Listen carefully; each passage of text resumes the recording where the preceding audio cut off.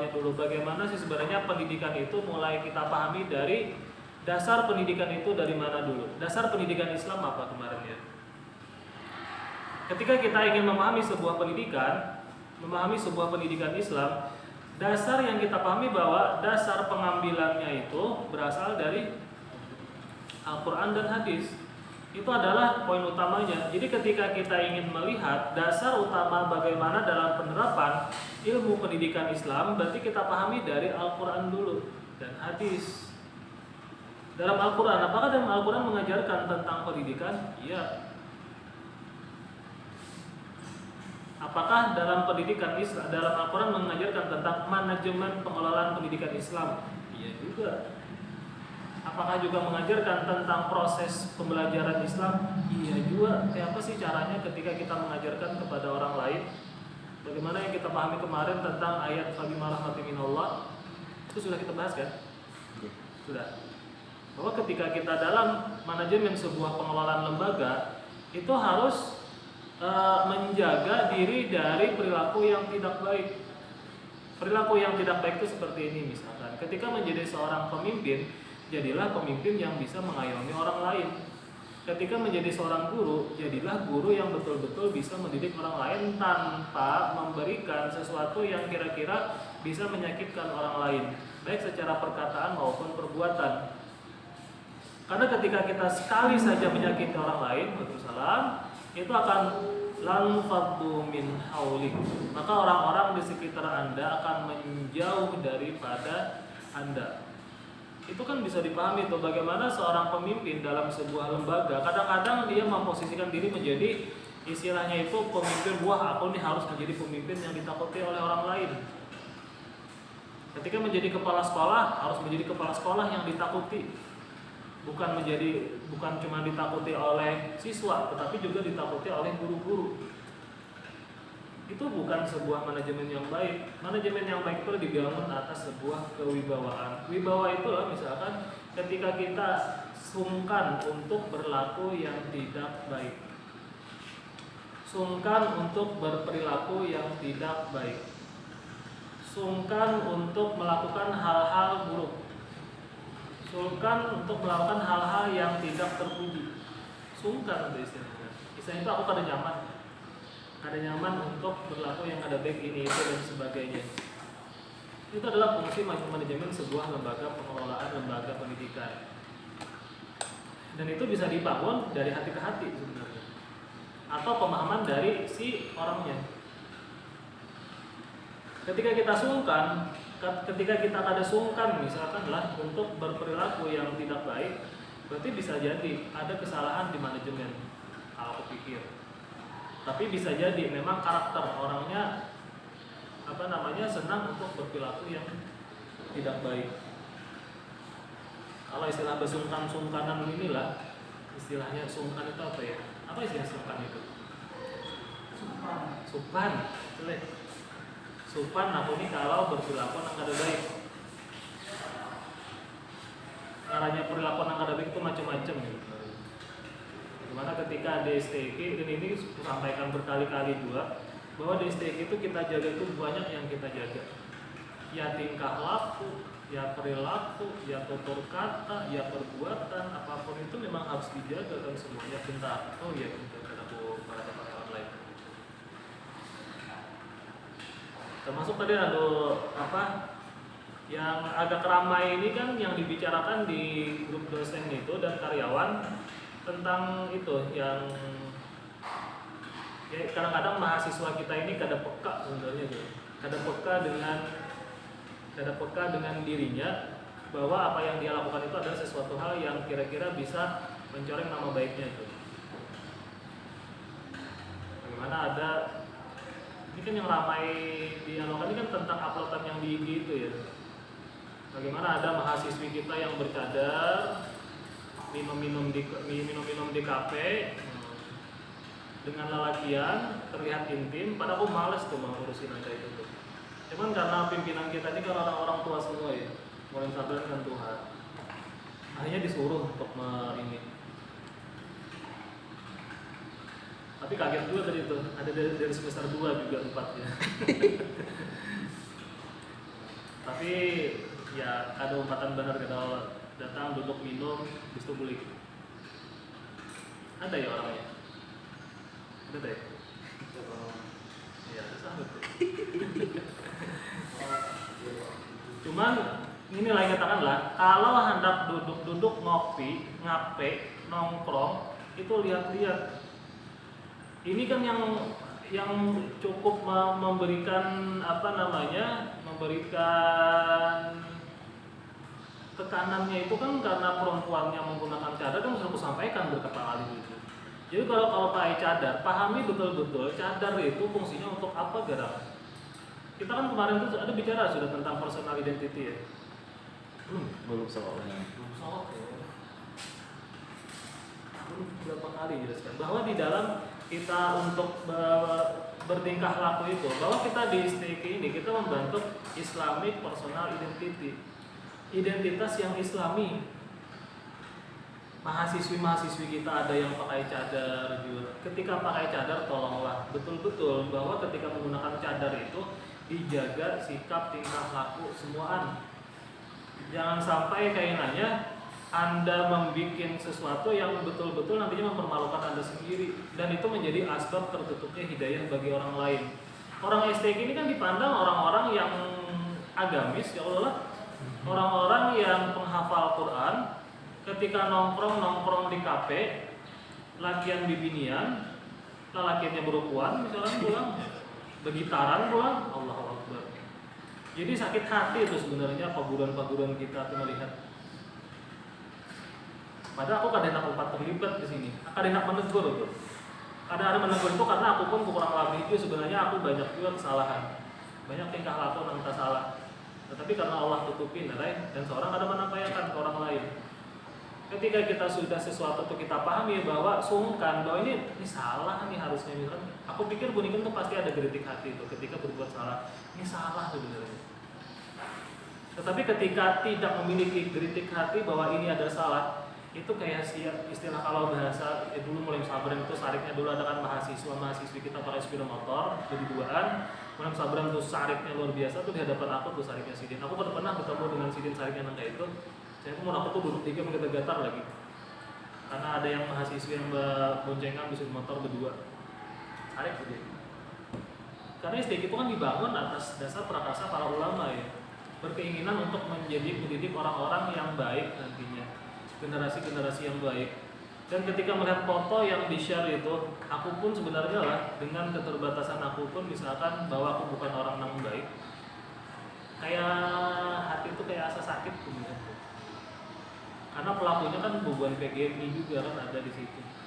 Dan sudah semester 8 lagi. Pakai cadar lagi, Allahu Akbar. Di kafe duduk dengan laki-laki yang bukan muhrim, terlihat intim, Allahu Akbar. Sampai berapa kali gitu ya. Sampaikan coba dari dulu bahwa yang namanya kita DST gitu jaga perilaku berita. Duduk di kafe sama aja, kadang-kadang aku pun duduk di kafe tapi dengan kawan-kawan kadang-kadang menggawe tugas lah kerjaan yang kira-kira belum tuntas, nah aku tuh kayak agak terbebani, jadi ke kafe itu cari suasana tapi gak ada sampai juga nang bergitaran. Kalau kutampayakan fotonya itu Bonika yang kira-kira berastagfirullahaladzim kira-kira, tapi ternyata diselidiki ternyata ada juga yang semester 2 terpaksa ya, karena semester atas nang disariki. Bonika semester 8 ada ading kelas semester 2 melajari ngerannya istilahnya itu. Kalau istilahnya kuitaman ading itulah jinjit sudah telinga. Gitu.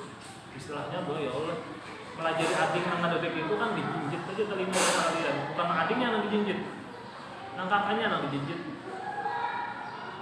Jadi istilahnya itu pergunakan kesungkanan kita bahwa kita adalah mahasiswi STG. Ini aku kadang menyalahkan yang semester 2 karena semester 2 nya belum paham. Kalau sudah semester 8 gak ada paham, berarti kalian lagi disambat. Tapi aku sampaikan tadi sudah lawan pimpinan, lawan Ibu Rafika juga sudah, gue orangnya sudah insyaallah kada lagi mengulangi. Mudah-mudahan kada di sini. Ini kan karena kitanya orang tua kita ini kan sakit semua ya, orangnya ada uzur begitu kan, tuha-tuha begitu kan. Ketua kita Malam Sabran sudah tuha gitu. Pembantu ketua 1 siapa ya? Ibu Nikam siapa? Siapa pembantu ketua satu? Izin ya? Siapa pembantu ketua satu kita? Ini kan makanya kebenaran lah, di STG ini jadi tuh aku pun bukan orang yang bijaksana, karena aku masih anom juga. Atau tanda kutip merasa anom. Karena kekumpulan buku nikah ini kan kayak merasa anom. Ada sadar bahwa usia sudah sekitar sekian gitu. Sampaikan sama pimpinan, belum malimai masih kategorinya anom, belum kader bijaksana kalau untuk menasihati. Tapi ini kan karena orang tua kita kan garing bacaan. Malim Alfi lagi garing itu juga. Pak Syari, sini kan habis stroke ya. Pak Syari itu kan lawas stroke-nya dulu. Pembantu ketua satu, jadi ketua dewan kan juga anjir. Ketua kita Malim Sabran, sini kan sudah tua juga. Coba kita yang anom-anom ini berpikir gana-gana sudah awak, istilahnya tuh sudah bejanggutan, masih singot sudah berpikir ya lagi. Kalau misalkan ada anak berbuat salah, itu salah itu kan bagi diri sendiri, jangan bertampai. Kita sudah ditutupi Allah, sudah aib, masih kita menampaikan. Termasuk tuh mana orangnya sudah di kafe, duduk-duduk, bergitaran, berpuan bulan. Orang melihat itu siapa mahasiswa STG, siapa itu berapa? Di perayaan STG kan gitu. Termasuk orang berokok itulah sebenarnya itu tadi itu paling egois banget kan. Kalau misalkan berokok juga disimpan, jangan ketampain orang. Berokok itu jangan lipus-lipus, gitu. Karena aku merasakan juga sebenarnya perjalanan hidup kita itulah menjadi dari remaja ke dewasa itu pasti akan mengalami ragam hal, kesalahan jalan, salah langkah, salah ini, salah itu. Tapi berpikir untuk bisa menyembunyikan apapun yang kira-kira kita ternyata salah. Karena kita ini kan lembaga pendidikan Islam, citra Islami paling ada. Jadi ada Islamic Personal Identity.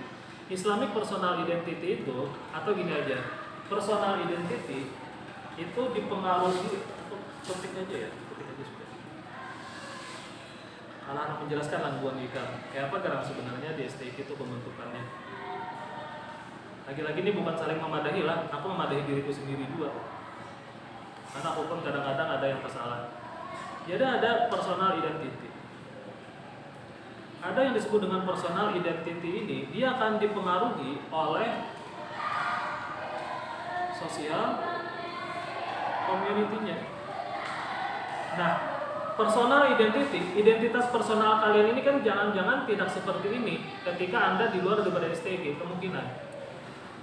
Mungkin ada yang masih pakai celana pendek, mungkin. Atau ada yang masih kalau celana pendek tuh kadang-kadang ada, karena dulu setiap tahun tuh kita bertuduhan kalau misalkan ada milad yang biasanya pakai celana pendek pasti sebesar gua bila main futsal.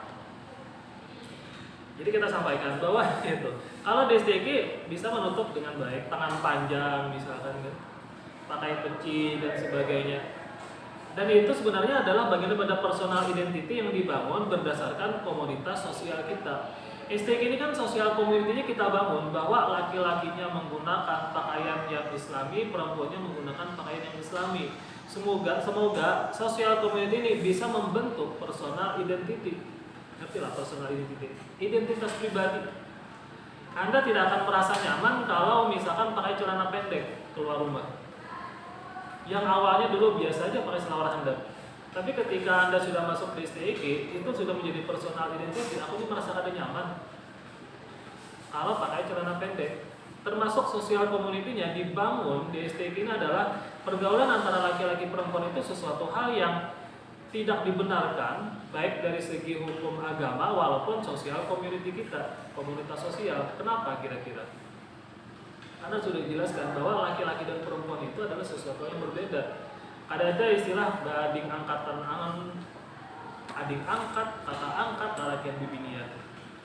Habis itu bakawan karena sahabat, bla bla bla dan sebagainya. Ada tuh. Karena yang bermain itu adalah syaitan.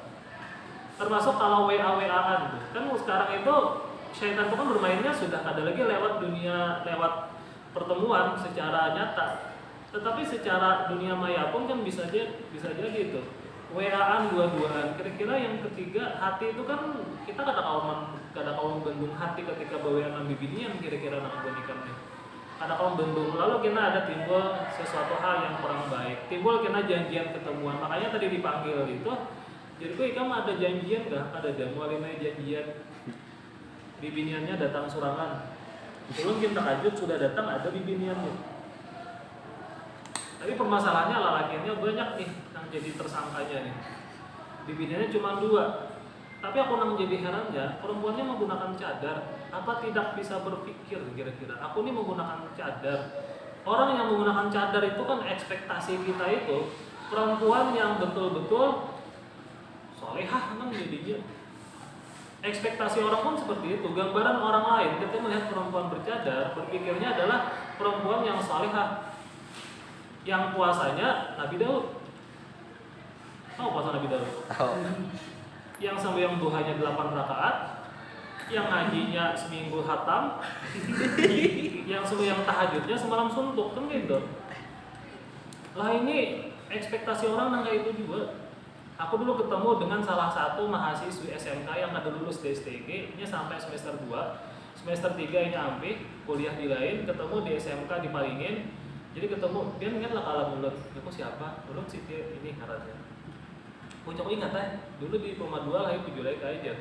Jadi atau berkisahnya kenapa jadi ambil. Belum kayak dia merasa kalau yang di STG itu malaikat aja di situ berdaan.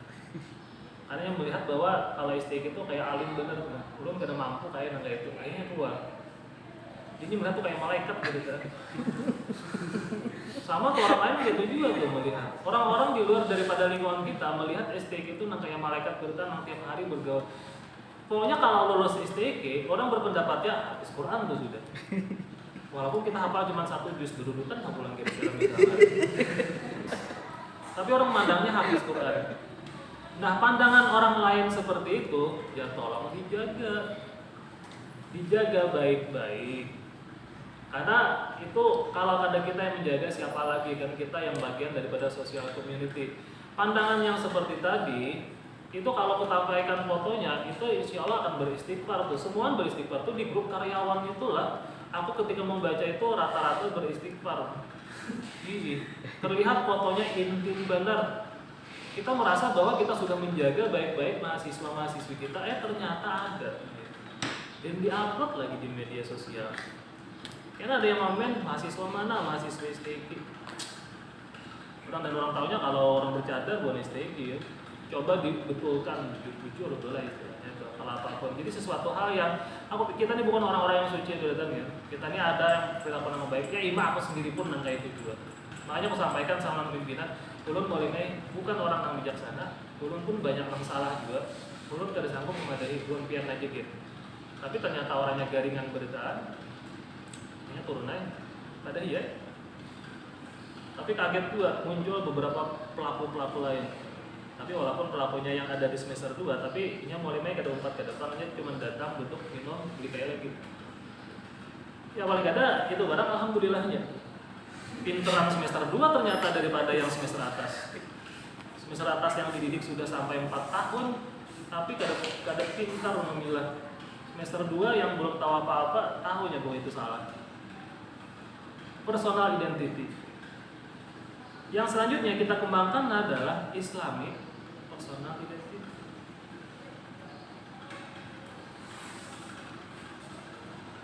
Islamic personal identity yang juga dipengaruhi dari Islamic social community. Kita ini kan komunitas sosial yang secara Islami, kita menjaga antara laki-laki dan perempuan. Karena kita ada lembaga pendidikan Islam, berbeda misalnya dengan lembaga pendidikan umum, itu ada masalah mereka bercampur ini itu dan sebagainya. Tapi ketika kita berbicara tentang Islamic Social Community, itulah yang kita bangun di STG. Termasuk nantinya ketika Bonika bekerja di lembaga pendidikan, itu cari yang Islamic Social Community yang baik. Karena lingkungan sosial kita itu sangat berpengaruh terhadap karakteristik pribadi kita. Sangat berpengaruh terhadap Islamic Personal Identity. Misalkan kalian kumpul-kumpul, Anda misalkan diam sendirian, kawan yang lain mengaji, paling gak ada kan tahu 4 membuka Quran, mengaji juga. Ketika lingkungan pergaulan kalian, itu kawan misalkan kawan akrab, inya puasa Senin Kamis, otomatis umpatan puasa Senin Kamis. Ketika kawan salat duha, pasti umpatan salat duha juga. Makanya cari lingkungan yang baik, makanya mubadahkan lah. Kalau ke kafe itu, ya gua kalau misalkan nongkrong jangan di kafe.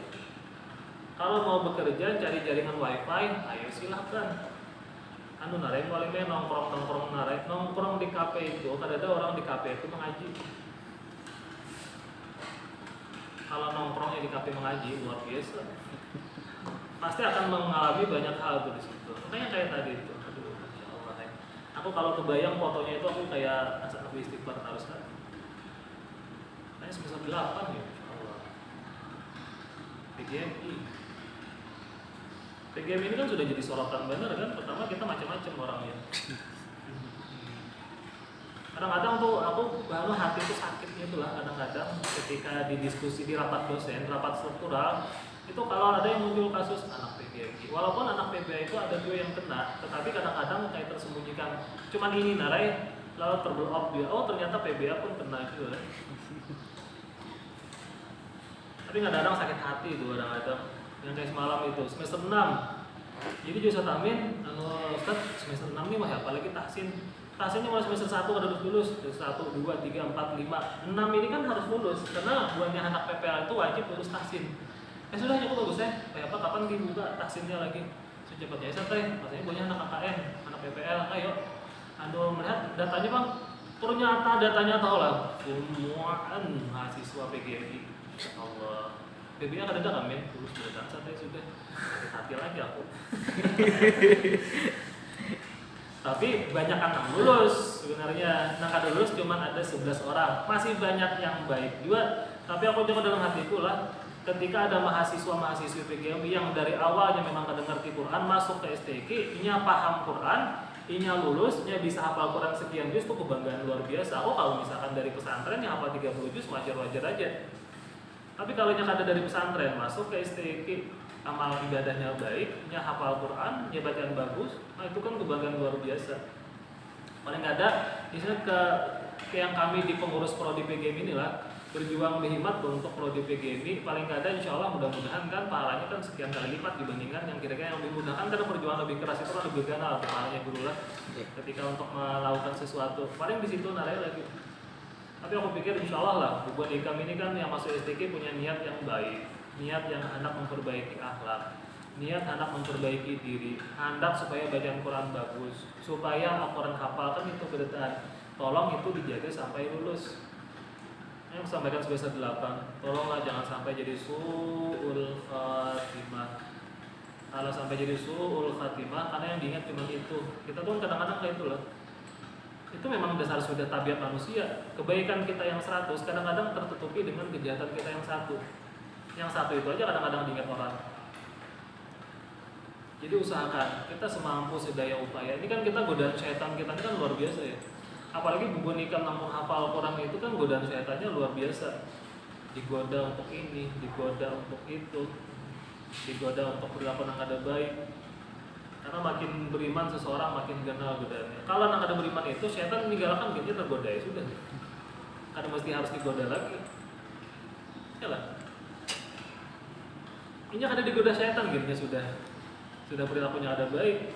Tapi nang bonika nang lagi berjuang hendak menjadi orang nang baik, itu kan godaan syaitan tuh ganal banget. Bisa rajanya syaitan sama lu nang goda. Makanya aku sampai kaget tuh yang 1 tadi itu.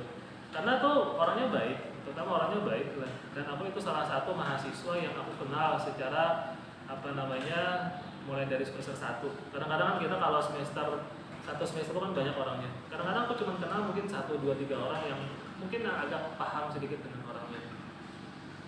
Dan aku kenal dengan mulai dari semester 1 sampai semester 8. Makanya sampaikan Joko Ikam ini sebenarnya kalau di dalam ingatan aku orang yang baik.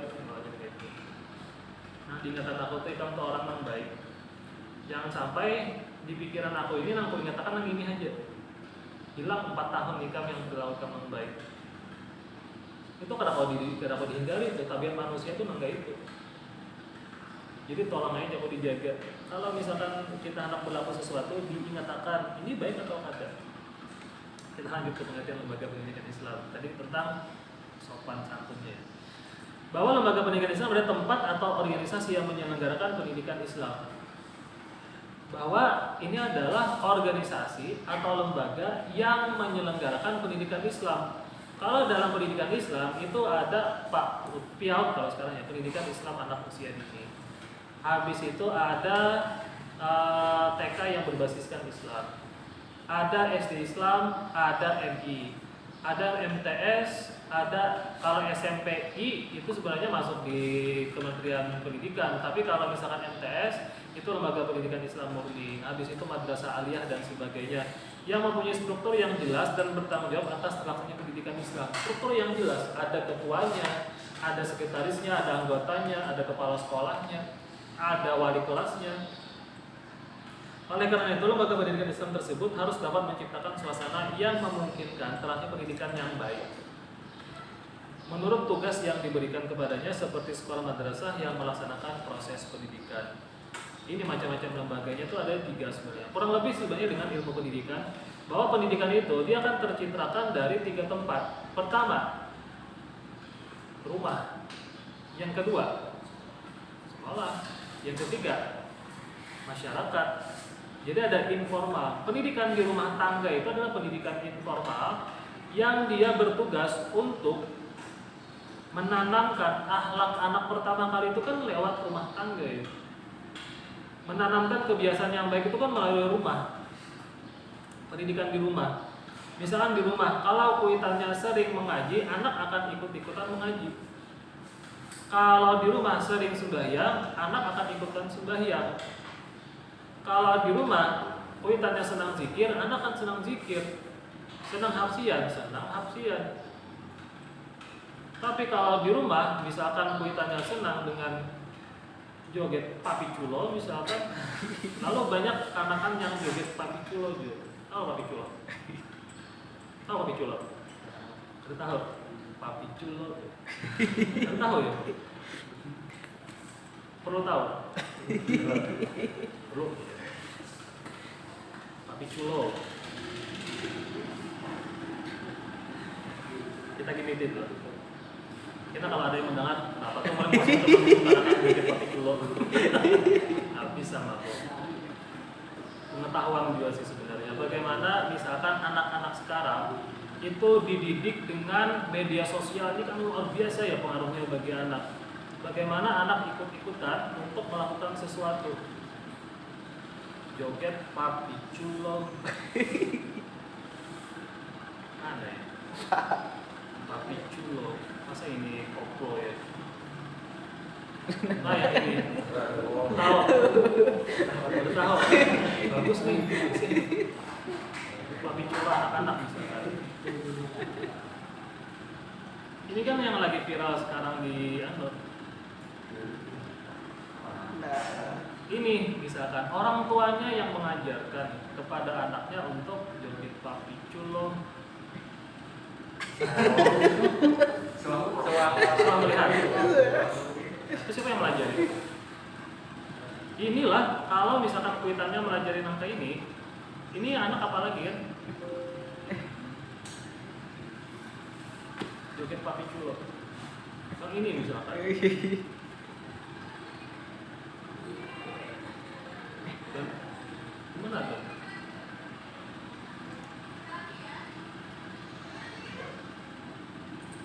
Tergantung didikan di rumah tangganya kan?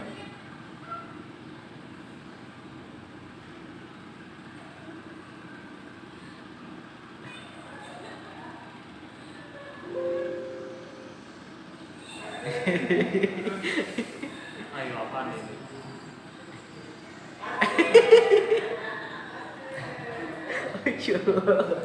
Pendidikan di rumah tangga itu. Ketika kita misalkan anak-anak tuh lah dididiknya seperti itu kan berasal dari orang tuanya. Makanya kenapa pendidikan Islam itu yang paling utama adalah di rumah. Di rumah orang tuanya sering dangdutan, anak akan dangdutan. Orang tuanya senang dengan papi culo, ya papi culoan itu anak.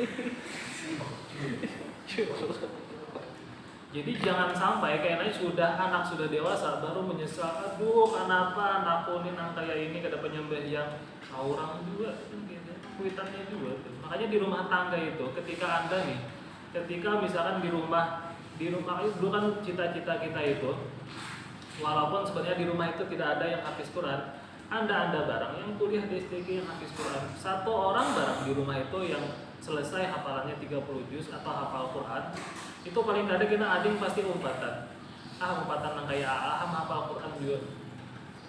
Umpatan nang kayak hafal Quran juga kan nang kayak itu. Ketika di rumah itu sama aja misalkan nikah dengan yang lainnya, lalu kita ada perubahan dalam pendidikan di rumah tangga. Ketika Anda di rumah misalkan di rumah kada penyembahyang kuitan seorang sembahyang, kuitan pasti akan topatis atau dibawain emak kita berjamaah mas sembahyang misalkan, atau lajari kuitan mengaji di rumah, lajari adik mengaji di rumah.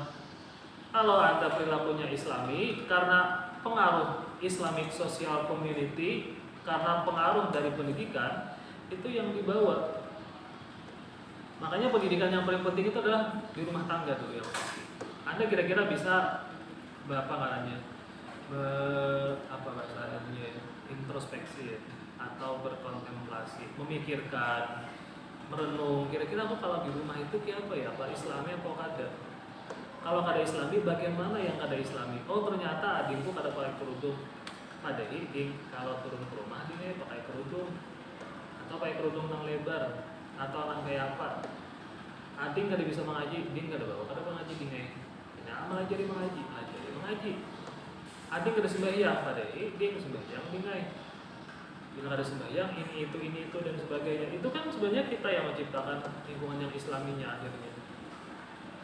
Kalau orang tua belum bisa, karena kan orang tua bisa jadilah karena orang tua ini kesibukan dengan pekerjaan yang lain atau karena memang pengaruh sebelumnya memang keadaan kayak itu. Dulu kita ada di STK ini, abahnya itu orang sugih, abahnya itulah menjadi apa namanya sebuah pimpinan sebuah lembaga yang besar sebenarnya.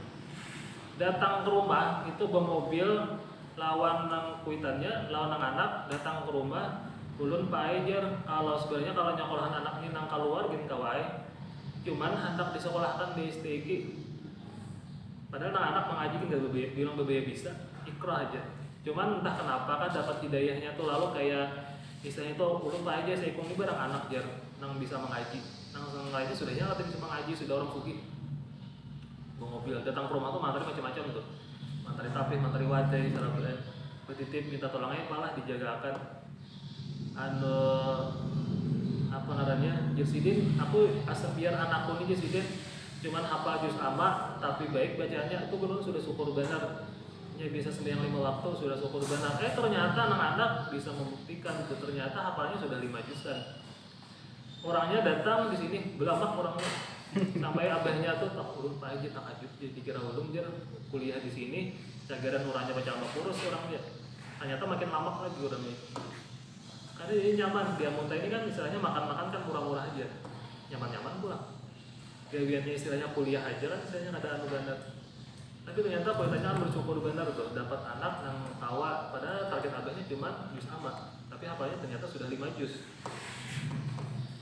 Mamanya sanangnya juga. Jadi pendidikan di rumah tangga di sini sudah nyata kata kawa kami. Lembaga pendidikan barang itu yang kedua tadi itu. Ketika lembaga di rumah tangga sudah tidak bisa menjamin pendidikan agama yang baik, makanya adanya pesantren itu seperti itu. Kenapa kita adakan pesantren? Karena pesantren itu untuk bisa mengcover pendidikan agama yang tidak bisa diajarkan di dalam rumah tangga. Di pesantren diajarkan sembahyang subuh, bangun subuh, salat tahajud. Kalau di rumah ada. Kalau di pesantren tahajud. Kalau di pesantren salat duha. Kalau di pesantren salat sunnah banyak. Puasa pulang Senin Kamis. Kalau di rumah ada. Makanya jar bubuhan nang tutuha yang di pesantren itu bila pian hendak menyelamatkan anak pian masuk akan di pesantren. Itulah fungsinya ada pesantren itu. Kalau di lembaga pendidikan biasa yang PP pulang pergi kadang-kadang kan kadang tercover ya. Pulang ke rumah dia kembali lagi kepada kebiasaan lamanya. Tapi kalau di pesantren dia akan menjadi Islamic Social Community-nya akan berpengaruh kepada Islamic Personal Identity-nya. Dia tidak akan merasa malu ketika menggunakan gamis misalkan. Dia tidak akan merasa malu ketika dia salat 5 waktu. Anda bakalan ketemu tuh dengan komunitas yang kira-kira ketika dia menjaga salat lima waktu kayak Pak Alimnya kan gitu. Atau misalkan mengaji duduk di mana lalu mengaji Pak Alimnya kan. Ada tuh komunitas yang kayak itu. Karena aku ketemu tuh dengan orang-orang yang kayak itu. Ketika aku tuh lagi bukan pengalaman Jepang juga. Ketika lagi di taksian itu pernah dulu aku cuma membaca surah Yusuf aja karena senang baca surah Yusuf kan. Baca surah Yusuf habis itu disinggung sopirnya mengaji juga lah jadi taksian ya. Aku duduk di muka bang, duduk di samping supir disambet supir, tapi nggak tahu itu istilahnya itu. Oh berarti aku kira-kira orang ini rasa kayak risih ketika ada orang yang mengaji yang kayak Pak Alim. Anda mungkin kira-kira kayak itu juga kayaknya ketemu dengan kawan-kawan lama ketika Anda mengaji, kayak Pak Alimnya kan seperti itu. Makanya penting kalian masuk ke dalam Islamic Social Community yang baik, komunitas Islam yang baik yang bisa membentuk Islamic Personal Identity. Lagi-lagi pesantren itu kalau yang kedua adalah tahapannya. Ketika di rumah tangga belum bisa memaksimalkan membentuk Islamic Personal Identity, berarti kita harus masuk ke lembaga yang bisa membentuk kita menjadi personal identity yang baik. STG kan salah satunya tuh. Anda kira-kira lebih banyakkan mana ngajinya ketika di aliyah dibandingkan dari ketika masuk di STG? Ketika masuk di STG kan, walaupun kada banyak-banyak benar tuh, ada kayak diharapkan malam sabar, misalkan 1 juz per hari, paling kada setiap hari itu kan ada mengaji. Kalau dulunya ketika aliyah jangan-jangan mengajinya cuma ketika bulan Ramadan. Itu kan segan mengisi buku narai kira-kira. Mengisi buku apa adanya? Buku kegiatan Ramadan. Mengisi 1 juz. Mendengarkan ceramah dengan pengalaman lagi bahari juga tuh. Jadi mendengarkan ceramah lalu mendengarkannya di radio lalu ditulis di buku. Mendengarkan ceramah si A, si B, si C. Ada dulu kawan lah, saking anuannya itu bukan diri sendiri lah, ini kawan, bukan kawan tuh. Jadi tuh di sembahyang Jumatan kada, tapi dulu kan di radio Gema Kuripan itu kan menyiarkan secara langsung salat Jumat. Jadi orangnya kada ke masjid, jadinya beimaman lantar radio aja. Ada yang 4 radionya, ditulisnya di situ salat Jumat. Jadi pas kami bulikan itu ingat benar singgah di rumahnya, orangnya ada di rumah. Soalnya ditulisnya di situ salat Jumat. Kami murah ya bahari itu. Kenapa ditulis ini beberapa ribu kayaknya. Aku jadi sembahyang aja aku cuma 4 radio Gema Kuripan. Karena dulu di Amuntai cuma ada 2 dulu. Radio Suryanada lawan radio Gema Kuripan yang eksis itu menyiarkan secara langsung salat Jumat pakai radio. Zaman kami SD kan TV itu cuma ada dulu gue pun TV itu cuma menjenguk di kantor PLN tuh narai. Bila namanya TV buka kantor PLN menjenguk di jendela itu. Bano kalau sudah nonton dulu ingat benar film apa tuh Satria Baja Hitam apa Gaban Bahari. Jadi bila bukan kantor tuh kan kuliah dia nonton Kimos tak alihnya ke berita film berita tentang Irak bahari itu bukaan permainan dulu. Bila habis berita melihat pulang kalau ada putaran Kimos. Saking anehnya tuh dulu. Kalau ini kan seakan-akan memang dimanjakan dengan media sosial, dimanjakan dengan berbagai fasilitas dan sebagainya. Dan penting kalau anak-anak itu dikembalikan ke pesantren untuk belajar. Kenapa? Karena pesantren itu ada yang pakai HP, ada yang ke TV, yang mana? Istilahnya kita tuh sibuk dengan kegiatan amaliah keagamaan aja, belajar ibadah. Karena ketika kita belajar ibadah itulah itu salah satu juga menjadi kunci pembuka rezeki orang tua. Ketika kita melihat orang tua kita itu berpangsar lah mencari duit, nanti lah berpangsar lah. Di sini lapah benar aku wah ini aja pencarian sakit banget. Itu coba kita introspeksi dengan diri kita sendiri atau saudara-saudara kita. Ketika anak itu dia ahli ibadah, anak seperti kalian ini puasa Senin Kamis, senang membacakan surah Waqiah. Anda senang kira-kira membaca Quran, membentuk keluarga yang Islami. Itu insya Allah mempermudah jalan rezeki bagi orang tua.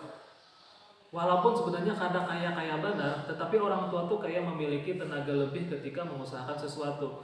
Ini pemandiran orang yang sudah punya anak lah. Aku sendiri pun merasakan tentang itu. Ketika anak itu senang belajar, senang mengaji, awak uyuh begawe itu kayak ada terasa tuh. Nantilah ada terasa tuh. Kalau dia orang tua tuh pasti paham tuh. Ketika orang tua tuh merasa walaupun kerjaan tuh berat, istilahnya jadi tukang beca lah, tetapi ketika melihat anak itu di rumah puasa Senin Kamis, ibadahnya bagus, mengajinya bagus, maninjak bica itu gagah tuh, kayak sanang gitu, ngerti lah. Tapi ketika melihat anak itu membela, orangnya beruku, menyabu, misalkan penyembelihan kades, sembahyang subuh melayur, bla dan sebagainya, kayak berat menginjak tuh. Aku nih gitu. Dan ini dikatakan Ibu Nikam ketika Ibu Nikam sudah berkeluarga, paham tuh maksudnya. Bahwa ketika kita itu beribadah baik, habis itu kita tuh pendidikan baik dan sebagainya, itu membantu orang tua ketika mencari nafkah. Walaupun di rumah itu cuma makan tahu tempe aja, cuman rasanya nyaman.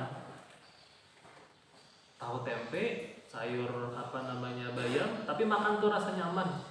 Kuitan tuh mencari yang duit tak kurihing. Nah ini kayak apa anak melihat anak macam-macam kelakuan. Nyatakan tuh. Catat aja tuh kira-kira. Karena 20 tahun yang akan datang boneka sudah berkeluarga, atau 5 tahun akan datang aja gitu. Nah kalau 20 tahun ini kelawasan 5 tahun yang akan datang, kalau ketika Anda sudah berkeluarga, Anda akan paham apa maksudnya. Yang kedua, lembaga pendidikan Islam itu dibentuk dari non-formalnya masyarakat, lingkungan, pergaulan Anda. Ngertilah pergaulan itu lah. Pergaulan Anda itu coba dilihat. Kira-kira pergaulan Anda itu apakah sudah membentuk Islamic Personal Identity atau jangan-jangan tidak? Pertemanan, lingkungan di rumah misalkan, habis itu apa lagi, pertemanan di media sosial pun termasuk juga, karena kan sekarang kita kadang-kadang lagi membatasi itu. Jadi ada kekhawatiran orang tua tuh sebenarnya, beneran tuh lah, orang tua tuh sekarang kayaknya sudah mulai khawatir karena dunia itu sudah terbuka lebar di hadapan anak bisa mengakses apapun melalui media sosial. Pertemanan kadang-kadang lagi dibatasi, tontonan kadang-kadang lagi dibatasi ketika anak sudah diberikan HP. Ketika sudah diberikan HP, diberikan akses, ini kan sebenarnya HP itu ketika memberikan kepada anak-anak itu kan kayak kita menyuapi racun kepada anak sebenarnya. Kalau orang tua mau bertahan tuh pada tangan jurungnya HP, karena HP itu ketika kita serahkan kepada anak, kita memberikan racun dalam tanda kutip lah, bukan racun yang diminum, tetapi racun yang mempengaruhi pikiran, racun yang mempengaruhi hatinya, yang kayak tontonan yang kayak tadi. Papi Culo itu banyaknya anak-anak sekarang yang bermain aplikasi-aplikasi seperti itu kemudian diupload tanpa rasa malu, atau ketika dia ya tadi tuh macam-macam kan perilakunya sudah karena media sosial tadi, dan itu adalah racun. Makanya makan bahari itu orang dipadahkan apa guru mahfuzatnya, sebaik-baik teman itu adalah buku. Apa kalimat mahfuzatnya? Khair ashab apa? Khairu jalisin. Sebaik-baik teman duduk itu adalah buku. Sebaik-baik teman duduk itu adalah buku, bukan HP. Sebaik-baik teman duduk itu adalah Al-Quran. Ini papadahan orang yang lulus DSTQ, sama-sama kita lulus DSTQ lah. Dulu ketika aku lulus DSTQ, memang ada kehampaan secara sosial sebenarnya. Kehampaan sosial tuh ngerti lah. Kita pertemanan tuh ada banyak dulu. Karena aku sudah mulai menjauhi pertemanan yang sebelum-sebelumnya. Karena pertemanan itu sebelum-sebelumnya ya lumayan dia bukan salah sebenarnya, tetapi aku pikir bukan masuk dalam Islamic Social Community yang baik. Hanya mulai menjauhi karena kita menjauhkan orang-orang menjauh juga dalam kita, kawan-kawan yang sebelum-sebelumnya tuh. Ketika lulus DSTQ ada kehampaan secara sosial karena dulunya banyak kita belajar lalu mengaji aja, tetapi secara batin kita kada hampa. Ketika kita duduk dimanapun, itu kita kayak takrir aja Quran tuh. Ketika orang tuh takrir dengan Quran, itu kalau kita sudah merasakan nikmatnya ketika takrir, itu kan kayak berasa kayak jadi kawan tuh. Dan orang yang hafal Quran itu kan jarang pikun gitu. Karena tugas kita takrir itu kan seumur hidup. Menghafal Quran itu gampang, tapi takrirnya itu seumur hidup. Dan itu bukan jadi beban, itu jadi kawan beneran tuh. Jadi kawan. Makanya cukup kalau di STQ inilah, aku walaupun gajinya itu kecil sebenarnya dibandingkan dengan kerjaanku yang sebelumnya itu 4 kali lipat tuh banyaknya. Tapi ketika di STQ aku tuh merasa kenyamanannya itu ketika ada mahasiswa-mahasiswa STQ yang masuk STQ yang belajar mulai dari nol tentang perilaku bagaimana yang baik di STQ, walaupun aku bukan baik-baik benar juga.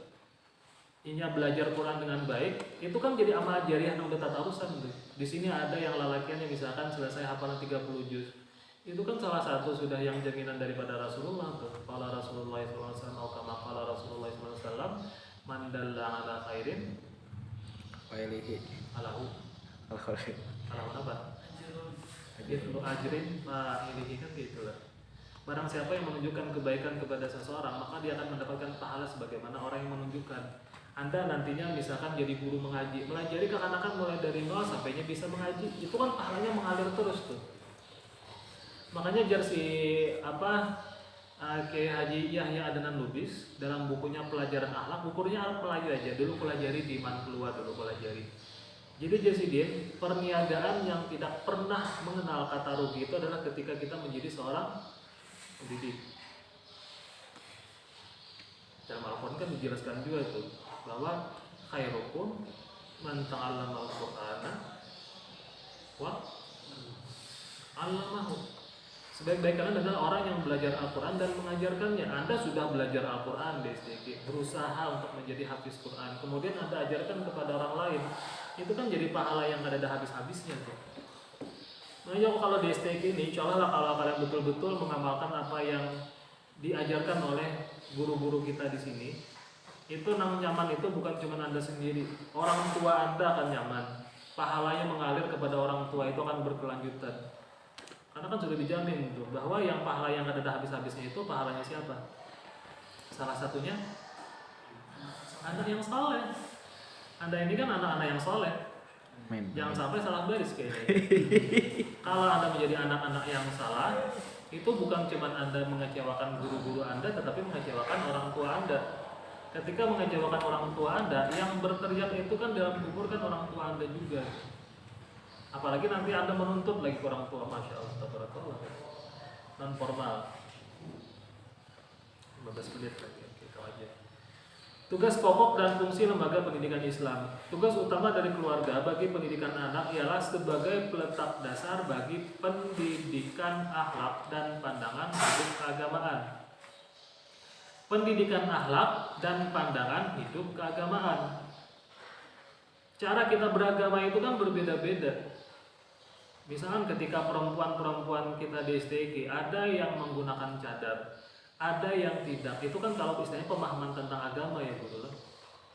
Karena yang namanya hukum tentang aurat perempuan itu kan muka dan telapak tangan.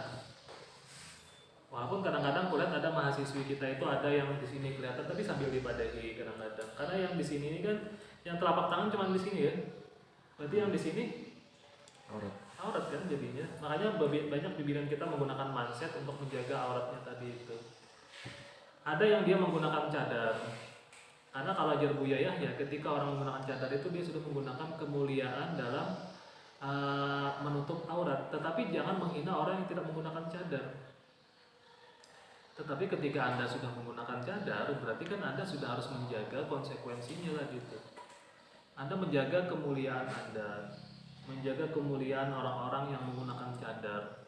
Jangan sampai orang-orang yang bercadar kemudian dihujat. Ini kan secara otomatis akhirnya aku terhujat gitu.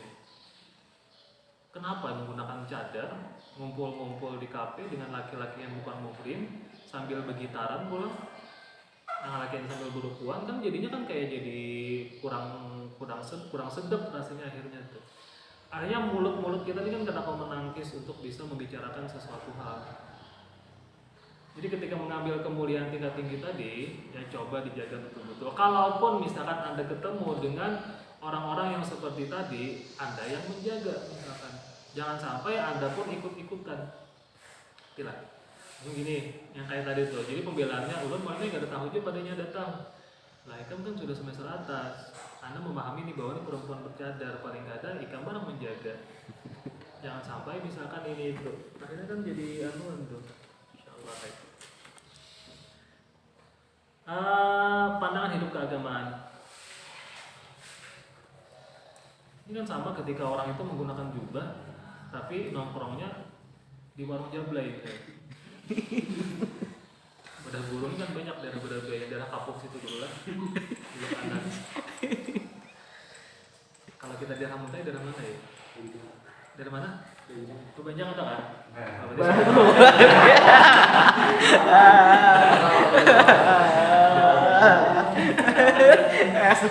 berarti. Dulu ada ya daerah perbatasan Tabur situ lah, cuman alhamdulillah sudah ditutup lah. Karena di Tabur itu kan dulu gara-gara yang di daerah ke Tanjung ke atas itu ditutup. Karena di sana ditutup, lalu mukanya ke daerah perbatasan Tabur.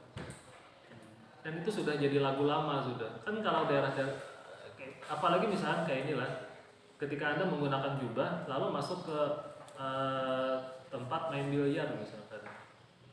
Tempat main biliar bukan tempat yang salah kan karena olahraga juga, tetapi olahraga kan? Cabang olahraga. Jangan sampai kita warung jomblo jadi cabang olahraga juga dulu. Jadi cabang olahraga. Tetapi jarang kita kalau melihat di tempat orang main biliar mutarnya hapsian. Yang diputar apa? DJ. Nah, jadi kita pinter-pinter memilih tempat. Kira-kira tempat yang bagus yang mana? Ya pinter-pinter mencari tempat lah. Karena sifat dan tabiat anak sebagian besar diambil dari kedua orang tuanya dan dari anggota keluarga yang lain. Yang kayak tadi, ketika anak joget papi culo, itu kemungkinan besar kan orang tuanya yang joget-joget papi culo lalu anak ikutan. Aku pikir sama lah, coba ikan hati di rumah tuh. Ading itu kan kadang-kadang menuruti AA-nya. AA bang ya kan gitu. Kadang-kadang AA-nya yang disarikin. AA melajarin yang ada baik. Jadi karena anak itu kan sebenarnya dia penduktikan paling ulung sebenarnya dari dibandingkan orang tua. Kalau orang tua kan dia bisa berpikir, tapi kalau anak-anak dia cenderung menduplikat orang lain tanpa dia berpikir. Jadi penting di rumah itu menjaga kondisi lingkungan yang islami supaya anak terbiasa dengan lingkungan islami. Ketika misalkan anak diajarkan tentang aurat, itu aku ketemu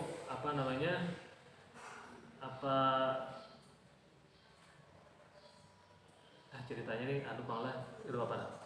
Jadi ada ketemu dengan seorang anak tuh. Seorang anak itu dia ketika kami kumpul-kumpul keluarga. Jadi ada yang kerudungnya itu nang kada rapi. Lalu disambetnya kalau di sekolahan Dede bila rambut ini biar aurat ngarannya aja. Jadi aku pikir berarti kan pendidikan baik itu sudah.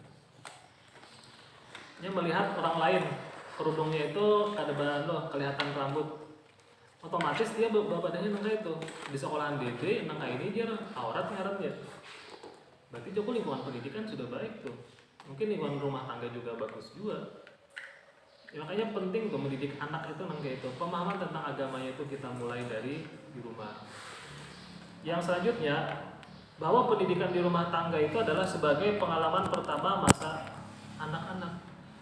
Pengalaman pertamanya kan di situ. Anak belajar tentang etika, anak belajar tentang sopan santun, anak belajar tentang norma, anak belajar tentang nilai baik dan buruk itu ketika di rumah. Karena di sekolah berapa jam dia belajar? Paling 6 sampai 7 jam. Sisanya di mana? Di rumah. Makanya kita pun agak juga lah ketika kita membicarakan tentang anak-anak yang tinggal di penitipan. Anak-anak tinggal di penitipan itu pun kasihan ya. Kadang-kadang dia tidak menerima pendidikan dari orang tuanya. Dia cuma menerima dari pendidikan pengasuhannya aja, pengasuhnya. Makanya ketika Anda menjadi keluarga, kayaknya memiliki anak dan sebagainya, tetap harus dijaga pendidikan anak itu seperti apa. Yang kedua, menjamin kehidupan emosional. Anak itu kan dilatih emosionalnya. Kapan dia harus bisa memberontak? Kapan dia harus nurut? Kapan dia harus ini itu? Ketika di rumah tangga sama tuh. Ketika menjadi orang tua, ketika kita urusan masalah ibadah, kita bisa menjadi orang tua yang otoriter. Ngerti lah otoriter lah. Salah benar itu bujur sudah kuitan tuh. Kalau masalah ibadah, masalah syariat, nak sembahyang zuhur lah, bapak sembahyang harus sembahyang. Kenapa sembahyang? Jelaskan sembahyang. Bila ada sembahyang, wajib sembahyang. Tapi ketika misalkan untuk masalah lain, masalah menu makanan, oke lah demokratis. Anak makan apa? Makan ayam, kita makan daging aja lah, ayo, gitu. Atau anak makan apa? Anak makan tempe, kita makan tahu aja lah. Tujuannya tempe, ya sudah tempe, demokratis. Tapi ketika sudah urusan syariat, ketika urusan ading di rumah itu misalkan dia tidak menggunakan kerudung ketika turun di rumah, itu kan sudah sistemnya sudah otoriter. Orang tua harus otoriter. Kalau orang tua kada menyuruh, kakaknya yang menyuruh. Karena kalau ading itu bibinian deh, kalau orang tuanya masih hidup, apapun yang perilakunya yang menyalahi aturan syariat agama, itu kan orang tuanya juga menanggung, abahnya kan. Iya. Ketika abahnya kada ada lagi, siapa? Kakaknya yang lalakian. Sampai dia menikah. Karena kan ketika adik bibinin itu kawin, yang menikahkan itu siapa? Abahnya, Kalau abahnya ada, kakaknya, kakaknya. Kalau kakaknya ada, pamannya. pamannya. Jadi laki-laki itu kan kayak gitu. Anda akan jadi laki-laki semua, ini kan laki-laki semua nih. Yang kira-kira di rumah punya adik perempuan, kalau misalkan orang tua masih hidup, padahi. Karena bahaya bila pian apa-apa, pian tak masuk juga dapat anunya. Bila ada seorang yang jadi kakak gitu. Yang selanjutnya, kehidupan sosial atau kebutuhan akan rasa kasih sayang. Itu sebenarnya di rumah tangga itu kan seperti itu. Bahwa anak itu kan terjamin kehidupan emosionalnya. Dilayani, istilahnya emosional itu kan anak itu kan dia memang perlu diturutkan segala halnya. Tapi orang tua yang mengajarkan kapan dia bisa mendapatkan sesuatu, kapan dia tidak. Dan keperluan akan kasih sayang. Karena di rumah tangga itu memang itu tuh, anak harus betul-betul merasakan bahwa orang tuanya sayang dengan dia. Makanya perlu komunikasi yang baik antara ayah dengan anak, antara ibu dengan anak. Ini kan kadang-kadang keperluan tentang kasih sayang itu cuma didapatkan dari ibu. Kalau abah kira-kira apa? Duitnya itu, kan? Lalu interpretasi kita terhadap posisi ayah di rumah tangga itu cuma sekedar mencarikan duit. Padahal ayah juga perlu menunjukkan kasih sayang kepada anak-anaknya supaya komunikasi dapat terbangun dengan baik. Kalau sekarang kita apa? Kuitan bibinian aja. Kalau ditakoni sayang lan mama kan sayang abah kan? Sayang mama. Kenapa ada sayang abah? Abah ada di rumah. Abah jarang bepandir. Yang selanjutnya, peletakan dasar-dasar keagamaan itu dalam rumah tangga juga. Dalam rumah tangga itu perlu diletakkan dasar-dasar keagamaan. Dasar-dasar keagamaan itu seperti apa?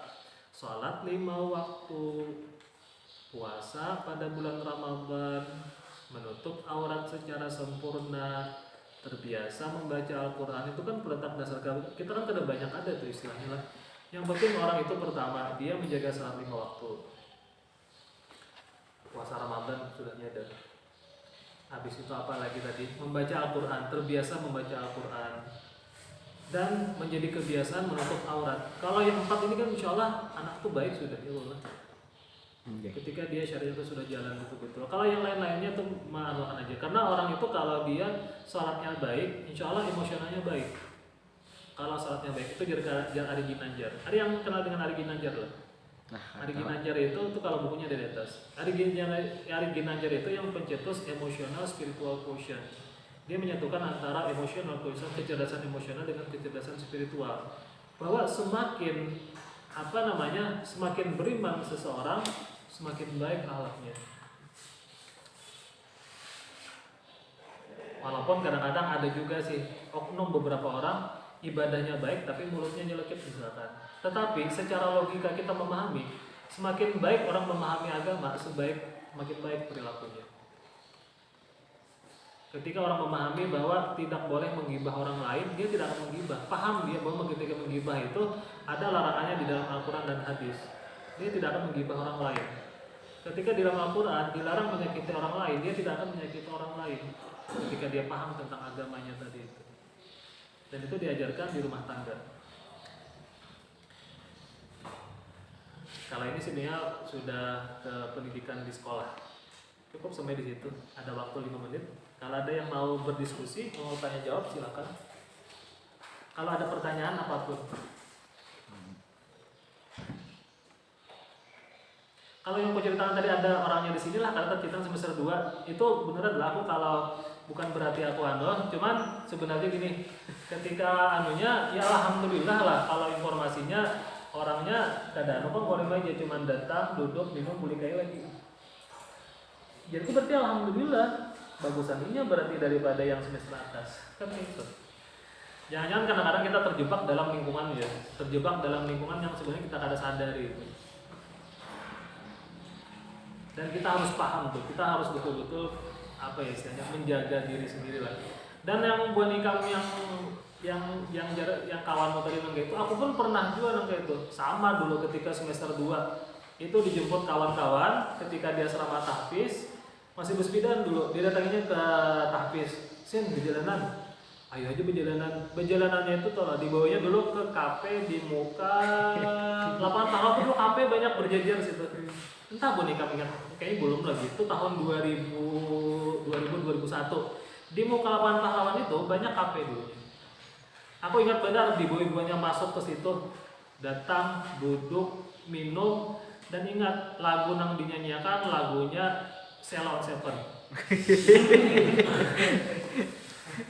Bulik ke asrama, rasa bersalah kok. Rasa bersalah tuh dengan diri sendiri. Kenapa aja kok aku ke situ tadi lah juga. Cuman karena kekawanan. Itu tadi kita terjebak dalam situasi yang kita kada sadar. Tapi aku menyadari bahwa itu salah. Akhirnya mulai menjauh dengan kawan-kawan yang kayak itu. Tapi aku pikir sama lah kita tuh proses kita tuh kan menjalani hidup tuh kan mulai dari anak-anak, mulai dari bayi, anak-anak, remaja, dewasa.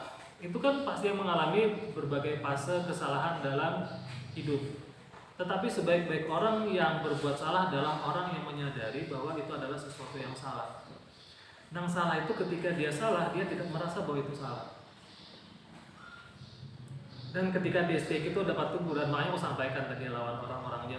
Di STQ ini kadang-kadang lah, ketika kita berbuat salah itu, Allah tuh menegurnya secara langsung.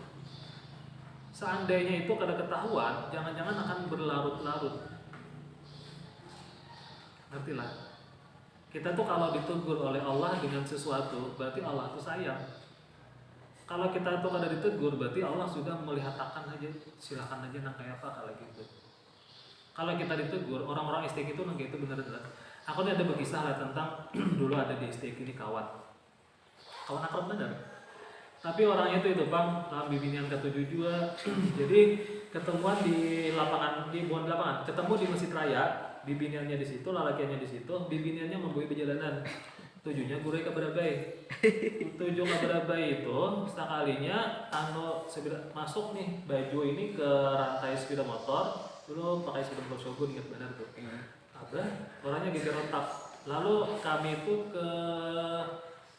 di bawahnya itu ke puskesmas atau rumah sakit tuh, menuju ke pantai belok kanan gitu ya. Apa tuh ya, daerah apa tuh, pokoknya kesini pada pantai belok kanan tuh ada puskesmas atau rumah sakit dulu tuh. Jadinya menelpon, aku masih jaga setoran tahfiz di sini dulu di atas kantor, menelpon, tolong ya kan bang jar nih macam kena musibah. Ya sudah, tulak ke sana ternyata pamannya sudah ada, kakaknya sudah ada, arah ditampilin kurangnya. Habis itu nang bibin ini menyeracau bupandir ke aruan. Menyeracaunya itu agak aneh sebenarnya ya. Jadi menyeracaunya itu maaf kahosinlah jar.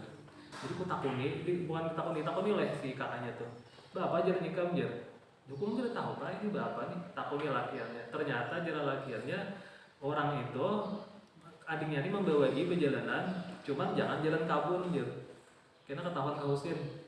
Karena dulu dikira aku ini kan untuk melaporkan banyak dulu. Karena kata kawasan, berputar aja di belakang jalan tembus Bano 5 tuh.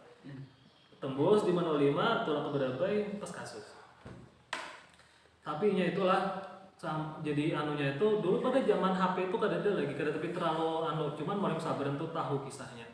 Langsung amuk sidin, habis itu disuruh datang ke rumah. Aku nang bawa ke rumah. Ketika membawa ke rumah, Marim Sabran tuh aku disuruh melihat Marim Sabran tuh amuk luar biasa. Amuk sidin tuh bilang luar biasa.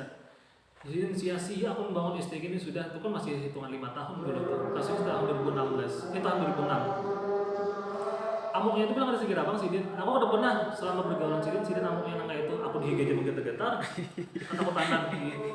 Nang kawanku tuh begini nyata ini nangis sudah. Jadi menangis itu sampai bersimpuh dia ada di tampah Marim Sabran, menangis lagi di situ minta ampun. Jadi Sabran minta ampun Allah Ta'ala juga ini macam-macam karena itu kan biar sarik karena orang tua kan pasti ada kasih sayangnya juga dalam mahasiswa. Cuman dia datang pas bulik itu di sepeda motor itu aku disambut lagi membawa orangnya kayaknya nangis. Aku dulu masih helm keropok tuh. Aku julung kayaknya aku tutupi pula ngarannya boleh. Aku tutupi pula itu kok. Aku supan kan bisa dipoto mau nangis kayak gitu. Apa ya kalau bisa di motor aja mulai dari Pondok Sabran itu sampai ke sini. Dulu kantor senat sama di situ juga. Tapi dulu kamar aku di sini. Kamar juga di sini. Dulu ada betul-betul pakai hijab, di belakang itu ada ranjang, nangis lagi orangnya taingnya di situ. Tapi kesalahannya itu ketika ini tuh nangis itu, entah mungkin godaan setan atau apalah, atau karena bibiniannya kawin ke lain. Soalnya orangnya sariknya tuh alim juga, sarik lawan kami juga. Jadi datang ke rumah itu amuk orangnya. Amuk ada sekira pang, bapak ada anak membawa wartawan lah. Aku kan berjualan di rumah nih. Jadi orang datang itu pina kayak jangan aja kenapa? Jadi banyak nyari, coba sabar bro. Tapi banyak nyari orang. Aku sambil melayani orang sambil banyak nyari dia. Mensupan tuh suka ya aku juga. Cuman jakanya aku menggunakan istilahnya kekuasaan seorang le istilahnya aku lebih tua. Bisa aku saling balik. Tapi aku tahu orangnya ini terluka le istilahnya dan terluka ya. Terluka karena kesalahannya itu bukan di inya jadinya. Kesalahannya tuh bibiniannya membawai, tapi kan kenapa ini hakon kan gitu narik. Tapi saya tuh memang orangnya ada pembunuhan. Akhirnya bibiniannya kawin ke lain, inya kawin ke lain, tapi orangnya baik aja. Pang sudah di ujung tuh baik aja lah aku tuh. Sampai tapi dendamnya itu masih ada lawan hubungan pimpinan. Jadi habis itu ternyata inya pas kawinnya pas kena accident juga. Nah, aku pas lagi aku mengajar di Alabio di Alhidayah Sungai Tabukan, mengajar di situ di Sanawiyah. Akhirnya aku ngajar, kak aja, udah nak kawin aja, Jowo ya apa Jowo kawinnya, ngajar malam jadi kita nikahannya aja, soalnya ada duit orangnya, misalnya Jowo yang barang aku siang datangnya aku ke rumah, aku jurungi duit, kada tahu jadi kayak kalau cara menukar nang seperangkat alat sholat sudah aku tolak nang bini bisa di motor, majalah seperangkat alat sholat, bungkus apa pakai kantong plastik ke pulang, sampai di kosnya, abah nang bibiniannya tuh belum datang, yang bibiniannya sudah ada. Kisahkannya ternyata kisahnya nangka itu. Sekalinya aku hitam biniannya datang, nikahkan kami. Lah, aku kali bisa menikahkan. Anak disuruh mampir yang di Google cara menikahkan. Lalu aku telepon kawan itu istilahnya sudah kayak hidang sana Jepang guru mukni kan di Raudah. Guru, kamu ini juga. Apa aja? Joko hidup dan mati. Aku ada di sana. Joko ini. Joko ini antara hidup dan mati, aku kebelujuran gila, aku dipaksa sudah jadi ceritanya ayo aja. Datang guru muhni itu, datang kisahkan pemaku nih guru muhni. Habis aku nih jajan lo, jangan tahu juga guru muhni kami telepon kita, aku udah datang. Jadi kami bulik itu bimbingan bisa motor berdua malam-malam jam 10-an. Guru muhni itu menggerunum aja tuh bisa motor tuh. Sakingnya anuannya tuh, mana apa aja nang kayak itu. Itu datang itu bibiniannya kan baju kaos angin sini ya. Jadi guru muhni itu juga guru muhni pakai jaket pakai limpis. Jadi ternyata kebencian dia itu sampai maulah itu kayak gelap mata ini itu macam-macam sampai ini orangnya kesian. Datang ke rumah sekitar beberapa minggu yang lalu itu rambut panjang, ada terus kuku panjang, kukunya kayak kurisaan tuh kan kesian. Itu bisa jadi juga jago lah. Makanya ketika kita salah itu kita akui bahwa kita salah. Ketika kita ada misalnya orang tua kita di STK itu menjagakan kita narai supaya jangan berlarut-larut, jangan sampai ketika kita salah itu kita merasa ada salah. Ketika kita misalkan ditegur ya diamini, bagian daripada perhatian bubuhan nang pimpinan kita juga tuh. Ketika kita berontak nah itu karena doa-doa di STK ini kan tahu seorang STK ini dibangun atas apa? Prakarsa para ulama bertaat. Dan ada dalam ulama berita. Ulama tuh berkeinginan ada kampus yang betul-betul Islami. Lah kita perilakunya ada Islami. Doa nang hubungan nang almarhum itu kan luar biasa tuh. Jangan-jangan ada yang mendoakan. Wallahualam, misalkan kita hendak sangka-sangka nang kurang baik. Jangan-jangan ada nang mendoakan misalkan ada nang perilakunya kada baik, tolong di apa misalkan kan istilahnya doa hubungan nang paguruan tuh dah. Makanya kita tuh kalau di istiqi ada yang berbuat salah itu cepat ketahuan kadang-kadang. Makanya kalau misalnya Anda berbuat salah berpikir ya. Dan ini tuduhannya segan seorang juga, segan aku juga ya juga. Karena aku merasa seorang, aku bukan orang-orang yang baik-baik benar juga, aku orang lebih ya juga. Cuman tatu khas sedikit daripada bonika. Kita mengerti. Ketika usia bonika mungkin jangan-jangan lebih baik bonika daripada aku dulu. Udah sampai di situ. Ada pertanyaan? Kalau ada kita tutup. Ya terima kasih atas kehadirannya. Apa yang aku sampaikan itu mudah-mudahan kan menjadi sebuah kebaikan bagi kita bersama. Mudah-mudahan kita di STQ betul-betul bisa mengusahakan menjadi orang yang baik, menjadi hafiz Quran, menjaga syariat yang baik. Ya kita kalau ketemu dengan kawan yang perilakunya salah, tolong ditegur juga. Itu karena tanggung jawab itu bukan tanggung jawab kami aja, tanggung jawab Bunika. Mudah-mudahan ya itu tadi apa yang kita cita-citakan menjadi orang yang baik, bisa kita laksanakan. Mudah-mudahan ada manfaatnya. Kita tutup dengan baca hamdalah. Alhamdulillahirabbil alamin. Wassalamualaikum warahmatullahi wabarakatuh. Waalaikumsalam warahmatullahi